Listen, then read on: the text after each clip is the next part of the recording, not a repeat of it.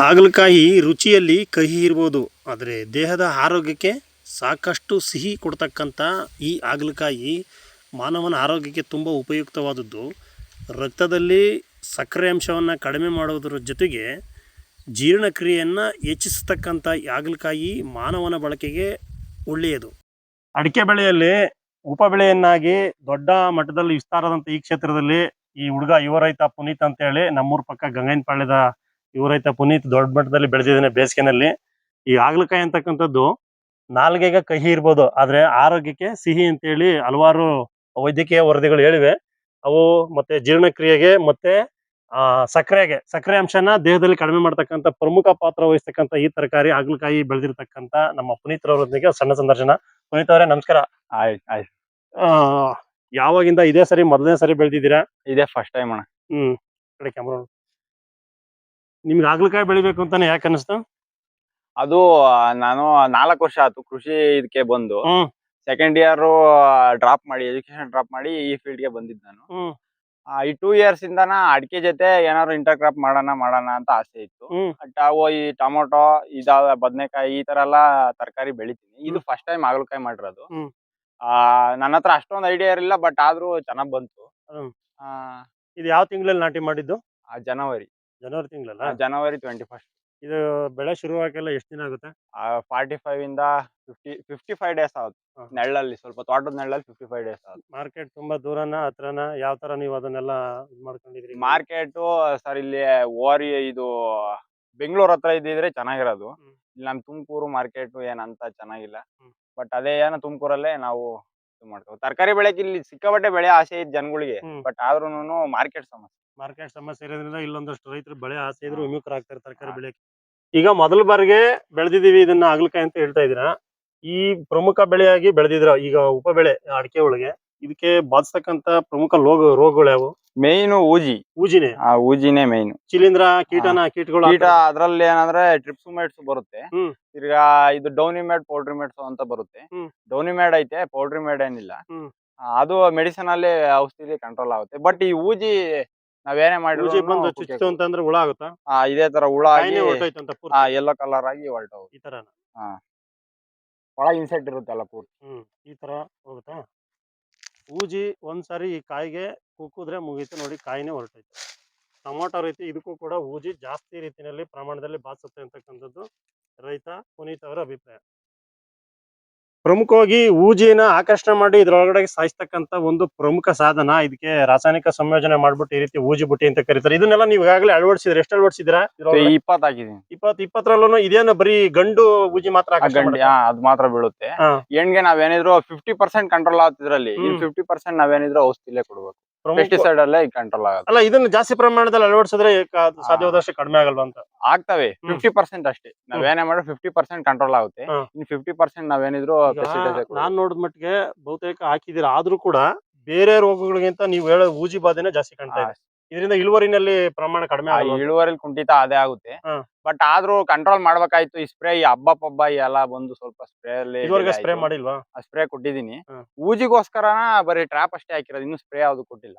ನಾಳೆಯಿಂದ ಸ್ಟಾರ್ಟ್. ಎಷ್ಟು ಎಕರೆ ವಿಸ್ತೀರ್ಣ ಇದೆ ಇದು? ಇದು 3/4 ಎಕರೆ ಐತಿ. 3/4 ಎಕರೆಗೆ ಎಷ್ಟು ಅಡಿಕೆ ಗಿಡ ಇದೆ?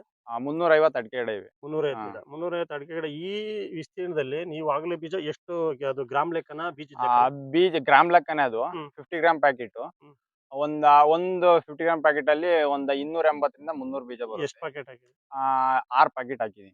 ಅಲ್ಲಿಗೆ ಎಷ್ಟು ಬೀಜ ಆಯ್ತು? ಒಂದು 6 ಪ್ಯಾಕೆಟ್ ಹಾಕಿದೀನಿ. 1000 ಬೀಜ. 1000 ಬೀಜ. ಒಂದು ಕಟಾವಿಗೆ ಈಗಾಗಲೇ ಶುರುವಾಗಿದೆ. ಎಷ್ಟು ಕೆಜಿ ಬಂದಿದೆ? ಇನ್ನ ಸ್ಟಾರ್ಟಿಂಗ್ ಟ್ರಯಲ್ ಅಂತಾನ ಒಂದು 20-25 ಕೆಜಿ ಬಂದಿತ್ತು. ನಿಮ್ ನಿರೀಕ್ಷೆ ಎಷ್ಟಿದೆ? ಬರ್ಬೋದು ಒಂದು 6-7 ಟನ್. 6-7 ಟನ್. ಈಗ ತುಮಕೂರು ಮಾರ್ಕೆಟ್ ತರಕಾರಿ ಬೆಳೆದ್ರೆ ಅದಕ್ಕೆ ಬೆಳೆಯೋ ಶ್ರಮದ ಜೊತೆಗೆ ಸೂಕ್ತವಾದ ಮಾರುಕಟ್ಟೆ ವ್ಯವಸ್ಥೆ ಇಲ್ಲ ಅಂತಂದ್ರೆ ಧಾರಣೆನಲ್ಲೂ ಕುಸಿತ ಆಗೋ ಸಂಭವ ಜಾಸ್ತಿ ಇರುತ್ತೆ. ನಾವೇನೇ ಬೆಳೆದ್ರು ಅದು ಕೊಂಡ್ಕೊಳ್ಳೋದು ಸಂಖ್ಯೆನೂ ಇರ್ಬೇಕು, ಮಾರ್ಕೆಟ್ ಕೂಡ ಹತ್ರ ಇರ್ಬೇಕು. ಈಗ ನೋಡಿದ್ರೆ ತುಮಕೂರು ನಿಮ್ಗೆ ಎಷ್ಟು ಕಿಲೋಮೀಟರ್ ಆಗುತ್ತೆ? ಒಂದು 40 ಕಿಲೋಮೀಟರ್ ಆಗುತ್ತೆ. 40 ಕಿಲೋಮೀಟರ್ ಆಗುತ್ತೆ. ಮಾರ್ಕೆಟ್ ಕೂಡ ತುಂಬಾ ದೂರನೇ ಆಯ್ತು. ಈಗ ಬೇಡಿಕೆ ಹೆಂಗೈತೆ ಮಾರ್ಕೆಟ್ ಅಲ್ಲಿ? 35 ರಿಂದ 40 ಇದೆ. ಹೋಲ್ಸೇಲ್. ಯಾರಾದ್ರೂ ವ್ಯಾಪಾರಿಗಳು ನಿಮ್ಮನ್ನ ಏನಾದ್ರು ತಗೊಂಡೋಗೋದು ಆ ತರದ್? ಇಲ್ಲೆಲ್ಲೋ ಆತರ ಏನಿಲ್ಲ. ನಾವೇ ಮಾರ್ಕೆಟ್ಗೆ ಹೋಗ್ಬೇಕು. ಅಲ್ಲೇ ಮಾರ್ಕೆಟ್ ತುಮಕೂರಿಗೆ ಕೊಡ್ಬೇಕು. ಈಗ ನಿಮ್ಗೆ ಸಾಗಾಟಕ್ಕೆ ಕನಿಷ್ಠ ಒಂದ್ ಕಟಾವಿಗೆ 3-4 ಕ್ವಿಂಟಲ್ ಬಂದ್ರೆ ಸುಲಭ ಆಗುತ್ತಾ? ಈಗ ಜಾಸ್ತಿ ಬಂದ್ರೆ ಹ್ಮ್. ಟ್ರಾನ್ಸ್ಪೋರ್ಟ್ ಚಾರ್ಜ್ ಏನ್ ಕಂಡು ಬರಲ್ಲ. ಹ್ಮ್ ಈಗ ಕಮ್ಮಿ 50 kg ಕ್ವಿಂಟಲ್ ಬಂತು ಅಂದ್ರೆ ಟ್ರಾನ್ಸ್ಪೋರ್ಟ್ ಚಾರ್ಜ್ ಹೆವಿ ಆಗುತ್ತೆ. 1,500 ತಾಂತಾರೆ ಇಲ್ಲಿಂದ. ಹ್ಮ್ ಹ್ಮ್ ಅದು ಟ್ರಾನ್ಸ್ಪೋರ್ಟ್ ಚಾರ್ಜ್ ಸ್ವಲ್ಪ ಜಾಸ್ತಿ ಆಗ್ಬಿಡುತ್ತೆ. ಹೌದಾ, ಈಗ ಮಾರ್ಕೆಟಿನ ಸಮಸ್ಯೆ. ಹಾ. ಕಡಿಮೆ ಪ್ರಮಾಣದಲ್ಲಿ ಬಂದ್ರೆ ಸಾಗಾಣಿಕೆ ವೆಚ್ಚನೇ ಜಾಸ್ತಿ ಆಗುತ್ತೆ ಜಾಸ್ತಿ ಆಗುತ್ತೆ. ಹೌದು, ಅಲ್ಲಿ ಬರ್ತಕ್ಕಂತ ಲಾಭಕ್ಕಿಂತ ಅಂತ ಹೇಳ್ತಾ ಇದ್ದೀರಾ. ಈಗ ಮಾರ್ಕೆಟ್ ದೂರ ಇರೋದು ಒಂದು ಪ್ರಮುಖ ಕಾರಣ ನಿಮ್ಗೆ ನಷ್ಟಕ್ಕೆ. ಏಕೆಂದ್ರೆ ಕೆಲವು ಟೈಮ್ ಕೊಂಡ್ಕೊಳ್ಳದೇ ಇರೋ ಪರಿಸ್ಥಿತಿನೂ ಇರುತ್ತೆ ಈ ಹ್ಮ್. ತರಕಾರಿಗಳು. ಈ ಬೇಸಿಗೆನಲ್ಲಂತೂ ಹೊಸದಾಗಿ ನೀವು ಪ್ರಯೋಗ ಮಾಡಿರೋದ್ರಿಂದ ಏನಾಗ್ಬೋದು ಅಂತ ಈಗ ವ್ಯಾಪಾರಿಗಳು ಏನಾದ್ರು ನಿಮ್ಗೆ ಇದ್ರ ಬಗ್ಗೆ ಏನಾದ್ರು ಸುಳಿವು ಕೊಟ್ಟಿದ್ದಾರೆ? ಇದು ಆವರೇಜ್ ರೇಟ್ 30 ಅವರೇಜ್ ರೇಟ್ ಇದ್ದೇ ಇರುತ್ತೆ. ಯಾವಾಗ್ಲೂ ಇರುತ್ತೆ. ಹಾ, ಗರಿಷ್ಠವಾಗಿ ಎಲ್ಲಿವರೆಗೂ ಹೋಗುತ್ತೆ? ಒಂದು 60 70? 70 80 100 ತಕ ಹೋಗಿದೆ. ಹೌದಾ? 100 ತಕ ಹೋಗಿದೆ. ಈಗ ಮಾರ್ಕೆಟ್ ಅಲ್ಲಿ ನಿಮ್ಗೆ ಇರ್ತಕ್ಕಂತ ವರದಿ ಹೆಂಗೆ? ಏನಾದ್ರು ಆಶಾದಾಯಕವಾಗಿದೆ? ಮಳೆ ಬಿದ್ರೆ ಸ್ವಲ್ಪ ರೇಟ್ ಜಂಪ್ ಆಗುತ್ತೆ ಅಂತ ಹೇಳಿದ್ದಾರೆ. ಮಳೆ ಬಿದ್ರೆ ಮಳೆ ಬಿದ್ರೆ ಹ್ಮ್. ಕಾಯ್ತಾ ಇದೀವಿ, ನೋಡೋಣ ಏನ. ಈಗ ಸಮ್ಮರ್ ಮಾರ್ಕೆಟ್ ಗಿನ್ನ ಹೋಗಿಲ್ವಲ್ಲ, ಹ್ಮ್. ಇನ್ನು ಸ್ವಲ್ಪ ಹೋಗಿ ಹ್ಮ್. ಅದ್ರ ಬಗ್ಗೆ ಹೋದ್ರೆ ಗೊತ್ತಾಗುತ್ತೆ ಗೊತ್ತು. ಅಂತಾನೆ. ಈ ಬಲ್ತಿರೋ ಆಗ್ಲಿಕಾಯಿ ಎಷ್ಟು ಗ್ರಾಮ್ ಬರುತ್ತೆ? ಚೆನ್ನಾಗ್ ಒಳ್ಳೆ ಕ್ವಾಲಿಟಿ ಆಗಿ ಬಂದಿತ್ತು ಅಂದ್ರೆ ಹ್ಮ್. ಈ 300 ಗ್ರಾಮ್ 350 ತಕ ಇದೆ. ಆ, 4 ಕಾಯಿಗೆ 1 kg 3 ಈಗ ಕಾಯಿಗೆ 1 kg ಒಳ್ಳೆ ಹದವಾಗಿ ಬಲ್ತಿದೆ ಅನ್ನೋದಕ್ಕೆ ಏನ್ ಸೂಚನೆ ಇದೆ? ಕಾಯಿ ಈ ವೈಟ್ನೆಸ್ ಬರುತ್ತೆ, ಗ್ರೀನ್ನೆಸ್ ಹೋಗಿ ಹಾ.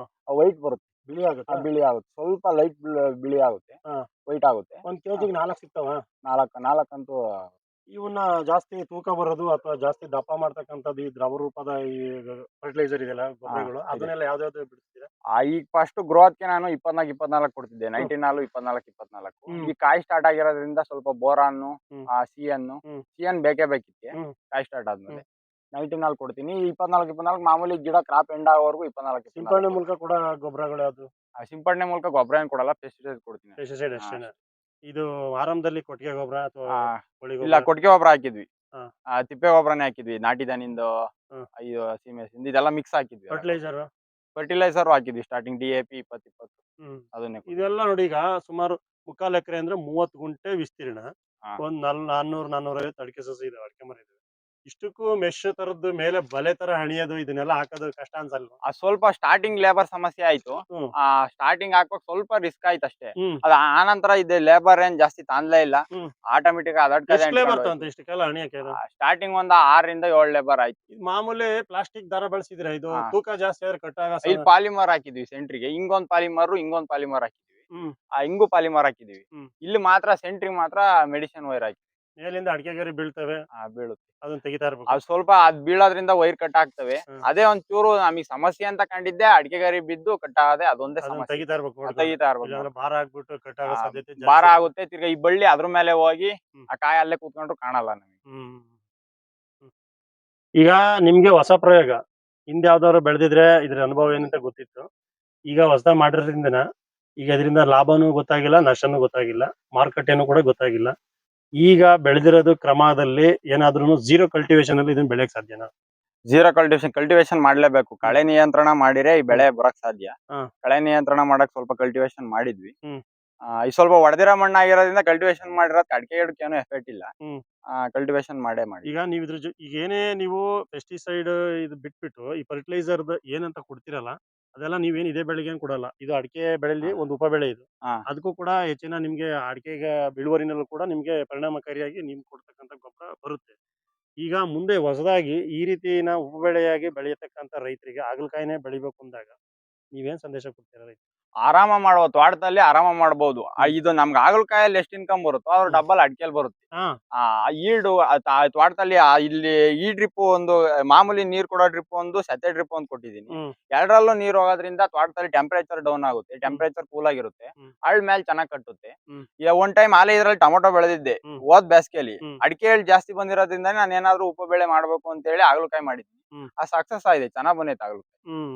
ಅದ್ರ ಮಾರ್ಕೆಟ್ ಏನಾಗುತ್ತೋ ರೇಟ್ ಏನಾಗುತ್ತೋ ಗೊತ್ತಿಲ್ಲ. ಹ್ಮ್. ಬಟ್ ಆದ್ರೂ ನಮ್ಗೆ ಈಲ್ಡ್ ಚೆನ್ನಾಗ್ ಬಂದಿದೆ.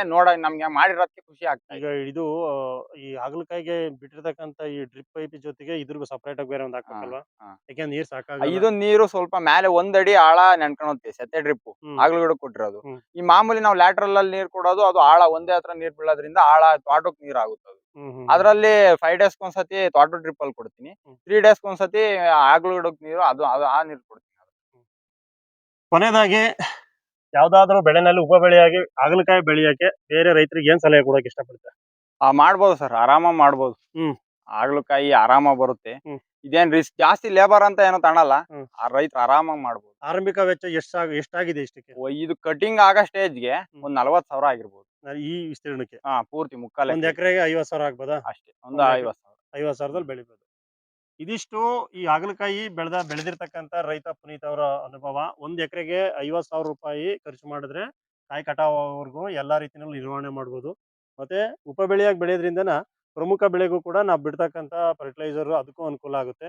ಮತ್ತೆ ನಿರ್ವಹಣೆ ಮಾಡೋದ್ರಿಂದ ಈ ಬೇಸಿಗೆನಲ್ಲಿ ಅಡಿಕೆ ಈ ಹೊಂಬಾಳೆಲಿರ್ತಕ್ಕಂಥ ಹರಳಂತ ಏನ್ ಹೇಳ್ತೀವಲ್ಲ ಅವೆಲ್ಲ ಉದುರೋದು ಕಡಿಮೆ ಆಗುತ್ತೆ.